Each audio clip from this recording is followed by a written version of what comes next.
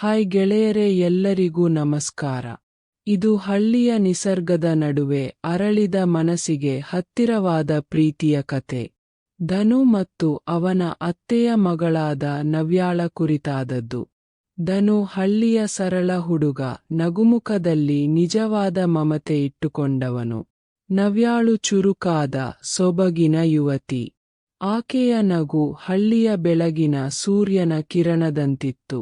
ಇಬ್ಬರೂ ಬಾಲ್ಯದಿಂದಲೇ ಪರಿಚಿತರಾಗಿದ್ದರು.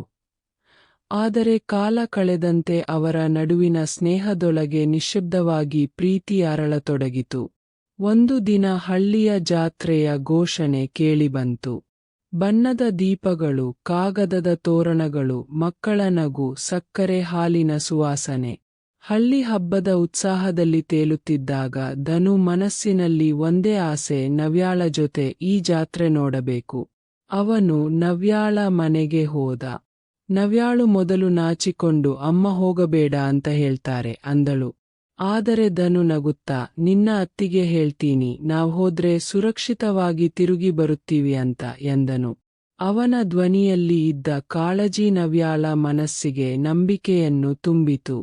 ನವ್ಯಾಳು ನಗುತ್ತಾ ಒಪ್ಪಿಕೊಂಡಳು. ಇಬ್ಬರೂ ಜಾತ್ರೆಯತ್ತ ಹೊರಟರು. ಹಳ್ಳಿಯ ದಾರಿಯ ಮೇಲೆ ಸಾಯಂಕಾಲದ ಗಾಳಿ ಬೀಸುತ್ತಿತ್ತು.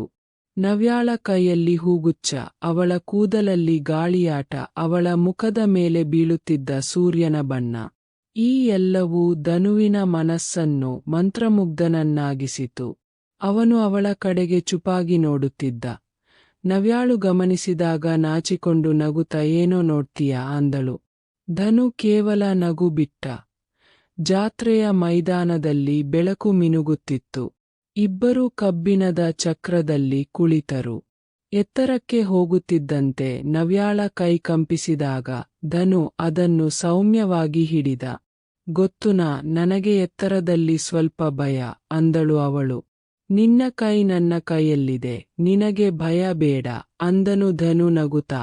ಆ ಕ್ಷಣದಲ್ಲಿ ಇಬ್ಬರ ನಡುವಿನ ಮೌನವೇ ಪ್ರೀತಿಯ ಮೊದಲ ಮಾತಾಗಿತ್ತು. ಅವರು ಸಕ್ಕರೆ ಹಾಲು ತಿಂದರು, ಬಲೂನು ಹಿಡಿದು ಮಕ್ಕಳಂತೆ ನಗಿದರು. ಧನು ನವ್ಯಾಳ ಕೂದಲಲ್ಲಿ ಬೀಸಿದ ಗಾಳಿಯ ಸುಗಂಧದಲ್ಲಿ ತಲ್ಲೀನನಾದ. ರಾತ್ರಿ ತಂಪಾದಾಗ ನವ್ಯಾಳಿಗೆ ಚಳಿ ತಟ್ಟಿತು. ಧನು ತಕ್ಷಣ ತನ್ನ ಶರ್ಟ್ನ ಪಾವತಿಯನ್ನು ಅವಳ ಭುಜದ ಮೇಲೆ ಮುಚ್ಚಿದನು. ಇದನ್ನು ಹಾಕ್ಕೋ, ನಿನಗೆ ಚಳಿ ತಟ್ಟಬಾರದು ಅಂದನು ಅವನು ಮೃದುವಾಗಿ. ನವ್ಯಾಳು ಅವನ ಕಡೆ ನೋಡಿ ನಗುತ್ತಾ, ನೀನು ತುಂಬ ಕಾಳಜಿ ಇಟ್ಟೀಯ ಧನು ಎಂದಳು. ಆ ಕ್ಷಣ ಇಬ್ಬರ ಕಣ್ಣುಗಳು ಮಾತನಾಡಿದವು. ಪ್ರೀತಿ ಮೌನದಲ್ಲೇ ಜೀವಂತವಾಯಿತು. ಮನೆಗೆ ಹಿಂದಿರುಗುವಾಗ ನಿಶ್ಶಬ್ದ ತುಂಬಿತ್ತು. ಆದರೆ ಆ ನಿಶ್ಶಬ್ದದಲ್ಲೇ ಇಬ್ಬರ ಹೃದಯಗಳು ಮಾತಾಡುತ್ತಿತ್ತು. ಹಳ್ಳಿಯ ದಾರಿಯಲ್ಲಿ ನವ್ಯಾಳ ಕಾಲು ಜಾರಿ ಬೀಳುವಂತಾಯಿತು. ಧನು ತಕ್ಷಣ ಅವಳ ಕೈ ಹಿಡಿದನು. ಆ ಕ್ಷಣದಲ್ಲಿ ಇಬ್ಬರ ದೃಷ್ಟಿಗಳು ಮುಖಾಮುಖಿಯಾದವು. ಆ ಕಣ್ಣಿನ ಕಣ್ತುಂಬ ನಿಶ್ಶಬ್ದದಲ್ಲೇ ಸಾವಿರ ಮಾತುಗಳು ಅಡಗಿದ್ದವು. ಇಬ್ಬರೂ ನಗುತ್ತಾ ನಡೆದು ಮನೆ ತಲುಪಿದರು. ನವ್ಯಾಳು ಬಾಗಿಲಲ್ಲಿ ನಿಂತು ತಿರುಗಿ, ಇಂದು ದಿನ ತುಂಬಾ ಚೆನ್ನಾಗಿತ್ತು ಧನು, ಧನ್ಯವಾದಗಳು ಎಂದಳು. ಧನು ನಗುತ್ತಾ, ನಿನ್ನ ನಗು ನೋಡಿದ್ರಷ್ಟೇ ಸಾಕು, ಜಾತ್ರೆಯ ಅರ್ಥ ಸಿಕ್ಕಂತಾಗಿದೆ ಎಂದನು. ಆ ರಾತ್ರಿ ನಂತರ ಅವರ ಸಂಬಂಧದಲ್ಲಿ ನಿಜವಾದ ಪ್ರೀತಿಯ ಕಿರಣ ಬೆಳಗಿತು. ಅದು ನಾಟಕೀಯ ಪ್ರೀತಿ ಅಲ್ಲ, ನಿಸ್ಸಾರ, ನಿಜವಾದ, ಹೃದಯದಿಂದ ಹುಟ್ಟಿದ ಪ್ರೀತಿ. ಇಬ್ಬರ ನಡುವೆ ಮಾತಿಲ್ಲದ ಬಾಂಧವ್ಯ ಬೆಳೆದಿತು. ಹಳ್ಳಿ ಮಣ್ಣಿನ ವಾಸನೆಯಂತೆ ಶಾಶ್ವತವಾದ ಸುವಾಸನೆಯಾಗಿ ಉಳಿಯಿತು. ಕತೆ ಇಲ್ಲಿಗೆ ಮುಕ್ತಾಯವಾಗುತ್ತದೆ. ಧನ್ಯವಾದಗಳು.